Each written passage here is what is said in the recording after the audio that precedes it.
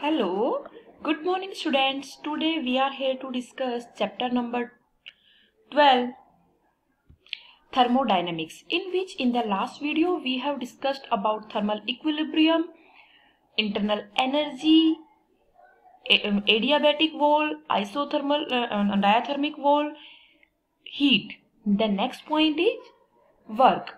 Work क्या होता है बेटा? आपका कोई भी जब थर्मोडायनेमिक सिस्टम होता है उसमें दो टाइप का वर्क होता है.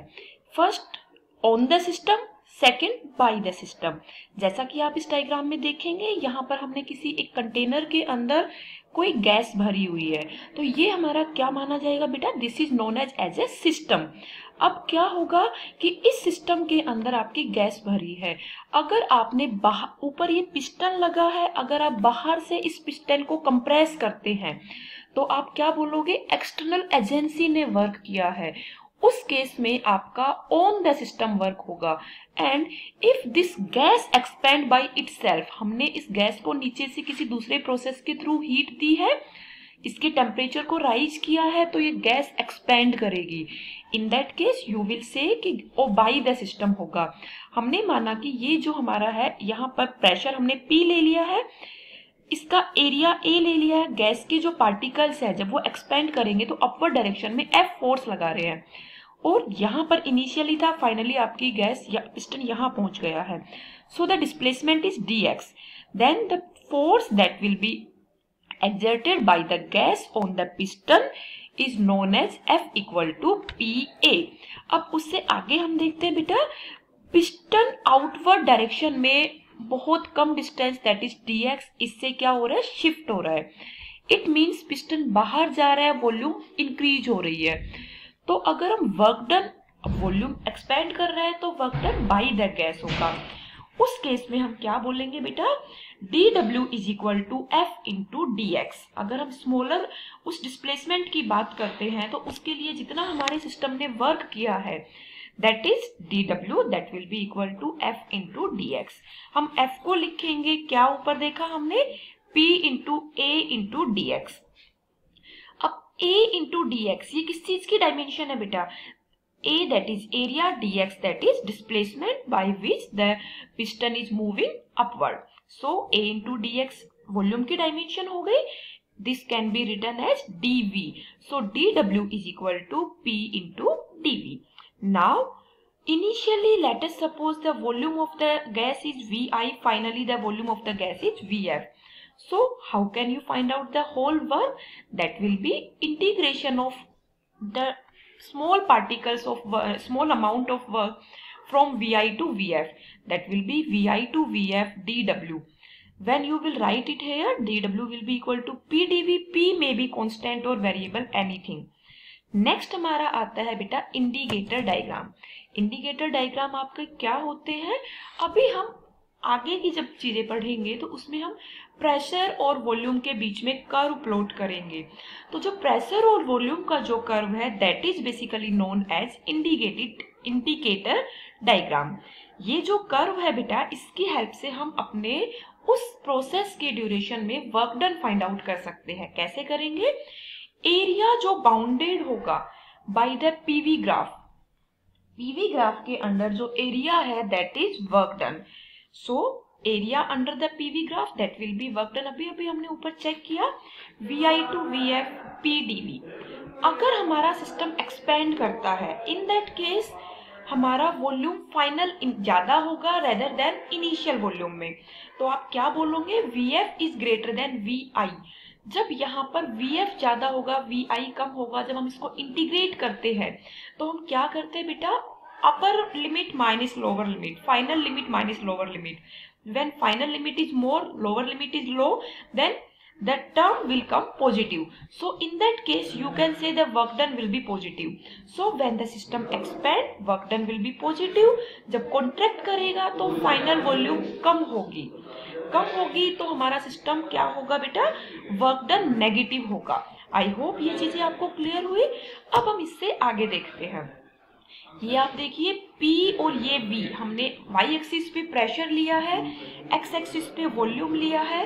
इन दोनों के बीच में अगर हम कर्व प्लॉट करते हैं तो ये I से लेके F इस डायरेक्शन में जा रहा है। ये जो एरो है this is showing the direction of the process.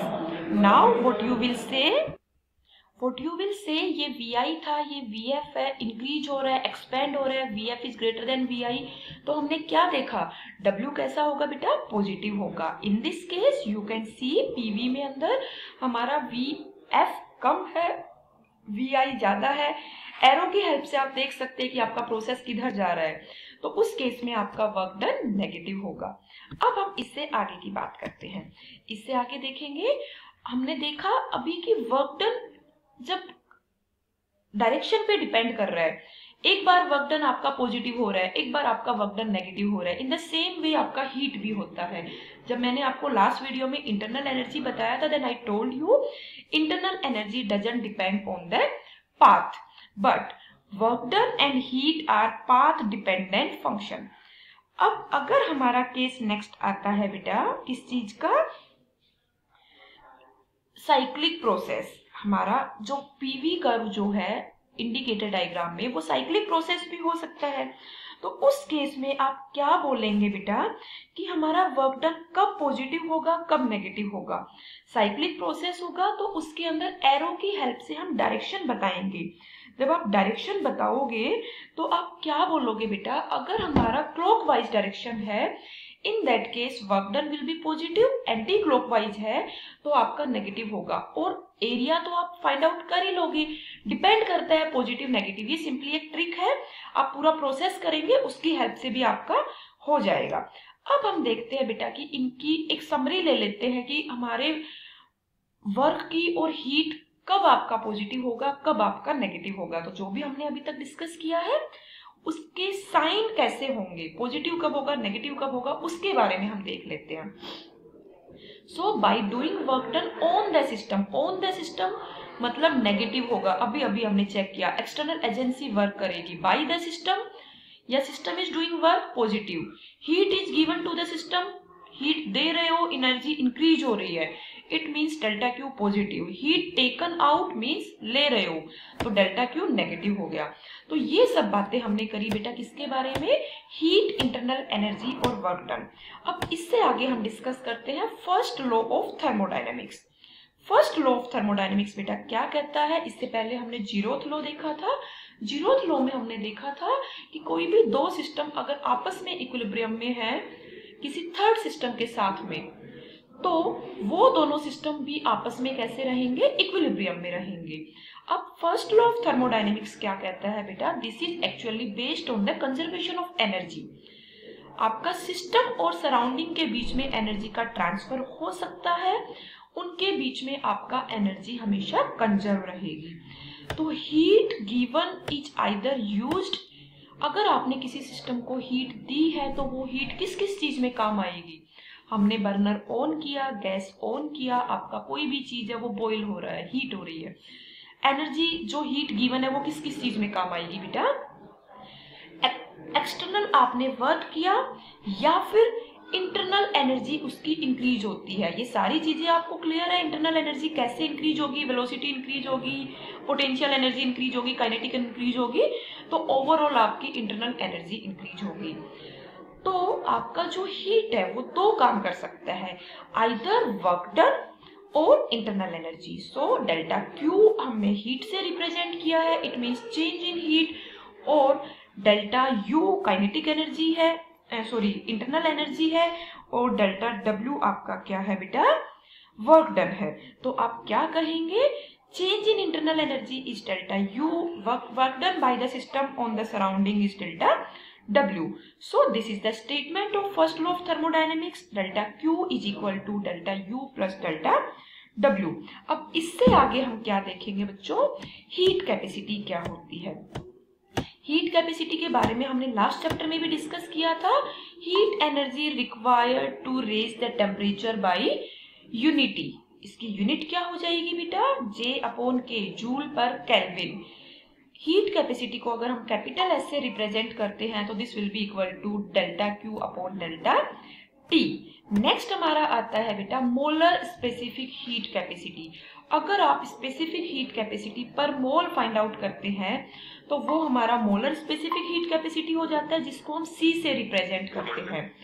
अब इसकी जो यूनिट होगी वो कितनी हो जाएगी बेटा, जे जूल पर मोल पर केल्विन, क्योंकि हमने देखा था कि जो आपका मोल होता है that is one of the 7 basic unit, तो उसकी यूनिट हमें मोल की टर्म में ही लिखनी पड़ेगी। अब हम इससे आगे बात करते हैं बेटा कि अगर किसी सॉलिड के अंदर n एटम्स हैं, अब वो जो n एटम है, हर एक एटम को जब हम हीट देते हैं तो वो अपनी मीन पोजीशन के अप्रोक्स क्या करता है, वाइब्रेट करता है। वो लेफ्ट में भी जाएगा, राइट में भी जाएगा, तो उसकी जो एनर्जी होती है बेटा वो कितनी होती है, एक डायरेक्शन में 1/2 kb into T. kb is Boltzmann constant, T is temperature. वो लेफ्ट में भी एक पर्टिकुलर डायमेंशन की अगर हम बात करते हैं तो उस पर्टिकुलर डायमेंशन के along let us suppose x axis, वो लेफ्ट में भी जाएगा और राइट में भी जाएगा। मतलब कि एनर्जी हमारी स्केलर क्वांटिटी है तो टोटल एनर्जी आपकी एड ऑन हो जाएगी। तो आप क्या बोलोगे, 2 इंटू 1/2 kBt। तो उस पर्टिकुलर डायरेक्शन में जो टोटल एनर्जी होगी वो कितनी होगी बेटा, kBt होगी। अगर हम एवरेज एनर्जी की बात करते हैं 3 डायमेंशन सिस्टम में, तो एवरेज एनर्जी में हमारी 3 डायमेंशन हो जाएंगे। जैसे मैंने अभी आपको बताया कि kBt अगर हमने एक्स एक्सिस के अलोंग ले लिया है तो x, y और z तीनों का kBt and kBt, the sum will be 3 kBt. If we will go for 1 mole of a solid, in that case 1 mole में आपके नंबर ऑफ पार्टिकल्स कितने होते हैं, एवोगैड्रो नंबर के इक्वल होते हैं। सो जो ये एनर्जी है उसको आप नंबर ऑफ पार्टिकल से मल्टीप्लाई करेंगे तो आपकी टोटल एनर्जी आ जाएगी, that will be equal to 3 kBt into Na, that is 3RT। Na into kb, Na is Avogadro number, kb is Boltzmann constant और इन दोनों का प्रोडक्ट जो होगा दैट इज R। अब हम बात करते हैं बेटा कांस्टेंट प्रेशर और कांस्टेंट वॉल्यूम के लिए। अगर हमारा कांस्टेंट प्रेशर है तो डेल्टा क्यू आप क्या लिखेंगे, delta U internal plus P delta we.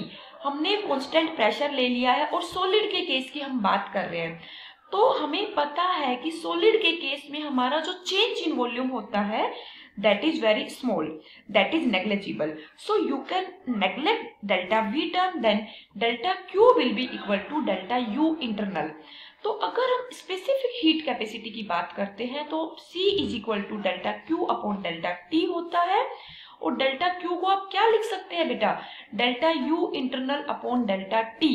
तो डेल्टा U इंटरनल कितना आया, 3RT अपॉन डेल्टा T। अगर initial temperature 0, final temperature T, तो difference in temperature will be T minus 0, that is T. तो C will be equal to 3R। तो ये हमारा relation है स्पेसिफिक हीट कैपेसिटी और R के अंदर। तो C हमारा कितना हो जाएगा बेटा, 3R हो जाएगा। अब हम बात करते हैं बेटा specific heat capacity of water की। Specific heat capacity of water वही होगी हमारी बेटा, वाटर का टेम्परेचर हम 1 डिग्री से अगर राइज करेंगे तो उसके लिए कितनी हीट रिक्वायर्ड होगी। लेकिन यहाँ पर जो टेम्परेचर है वो बेटा हमें 14.5 से 15.5 डिग्री सेंटीग्रेड के बीच का चाहिए। This is just 1 degree, but जब साइंटिस्ट ने रिसर्च करी तो उसके बाद हमें पता चला कि अगर हम 1 ग्राम केल्विन, 1 ग्राम अमाउंट जो है हमारा उसके वाटर का, अगर हम उसको 14.5 से 15.5 के बीच में राइज करते हैं तो उस केस में जितनी हीट रिक्वायर होती है, ये देखिए ग्राम में लिया है, इट मीन्स की सीजीएस यूनिट ली है, तो जितनी हीट रिक्वायर होगी बेटा वो 1 कैलोरी के इक्वल होगी।